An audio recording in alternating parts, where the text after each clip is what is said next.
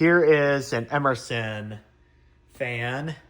This is after the rewire. I got this fan from an antique store, paid about $95 for it. And I replaced all the wiring in this fan because it was garbage.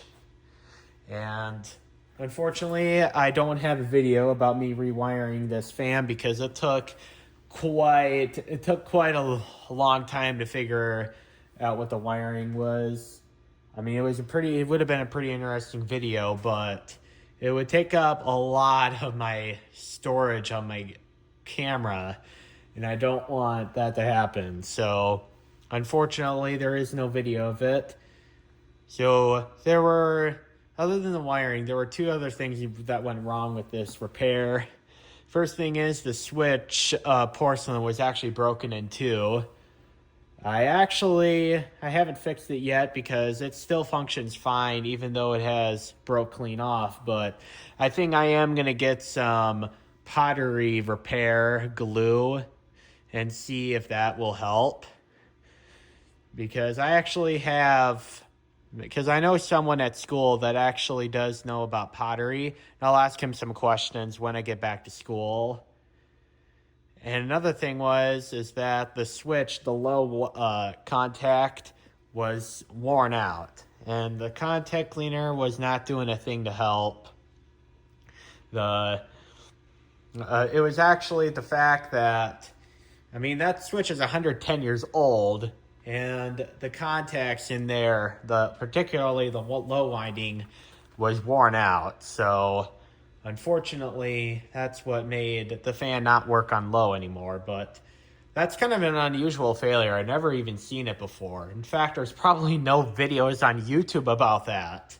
But I might even be the first fan collector that has experienced that, because I tested the switch windings with a meter, and between low and high and medium and high, those two windings, it showed continuity, but for some odd reason, the fan wasn't working on low speed. But I fixed the low contact with some solder. It's probably not the best repair, but it actually seems to be sturdy. I've flipped the switch quite a few times, but I think I made it durable enough to where it'll stay. So I've replaced all the wiring with 3-conductor overbraid wire, because that's what the fan's head wire was when it was brand new. And I actually bought a 9-foot of this off of a website, which I think is called grandbrasslamps.com or something like that. I was originally going to order this wire off of Sundial Wire, but unfortunately they were out of stock. And I tried Snakehead Vintage, and they were also out of stock. But thankfully, I found this wire, which it's 18 gauge, but this is not a high draw appliance. This draws about 1 amp, or actually the reading on there, 70 watts.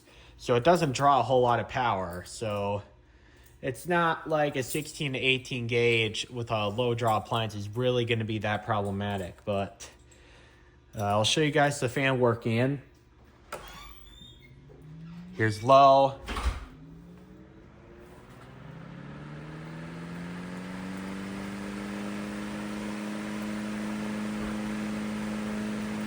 And look at that, it runs beautifully.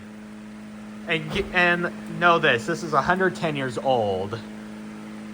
It still runs and blows like it is brand new.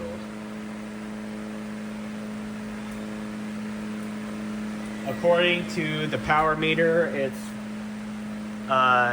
stuck in between 51 and 52 watts. Now, I'm measuring this in watts because this is not in amps, this is in watts.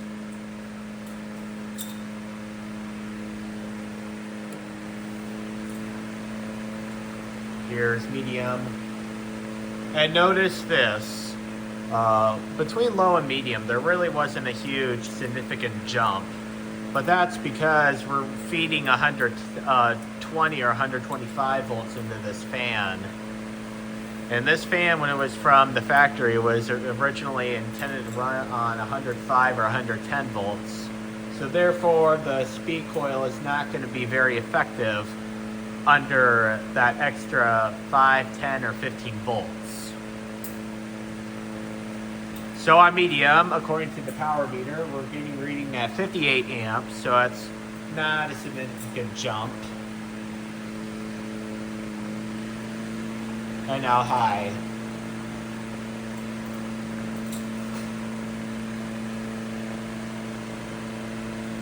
According to high, the power meter is saying it's drawing 72 watts. So it's 2 watts above what it was intended to run. It's negligible. I'm not even going to try to fix it.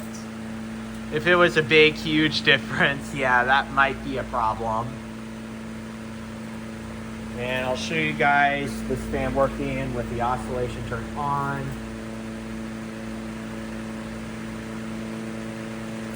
It'll be like that. Yep. I mean, this turn thing is going, but that's because the screws are loose. I forgot to tighten those up before I did the video. But you get the idea. The oscillation still works.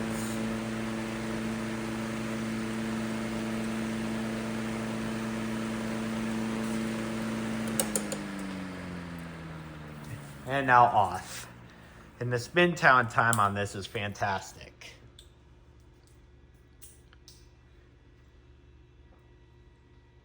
Now, I know some of you guys are going to wonder, oh, this is energy inefficient.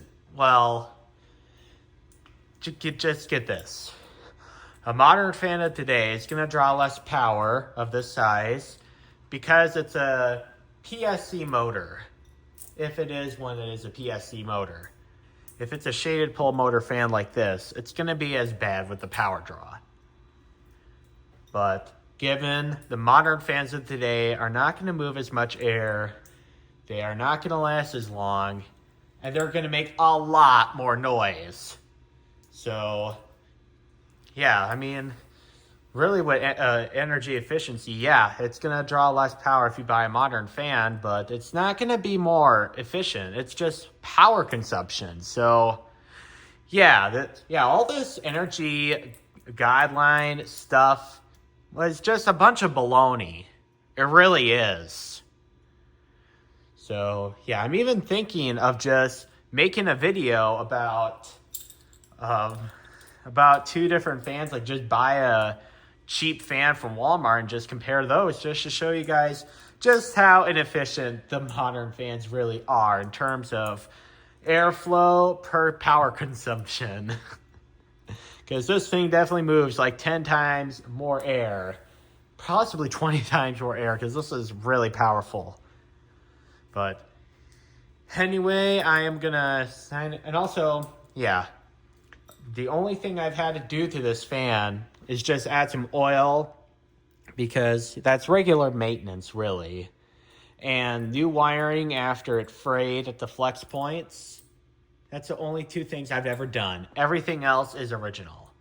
And yes, I think this fan could use a little more work. The grade and the blades are brass, so they could use some polishing, but I'm not really going to try because I kind of like this look of being tarnished.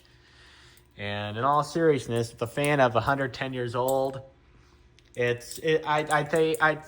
take it making it original versus stripping the paint out and refinishing it. I just think that looks better.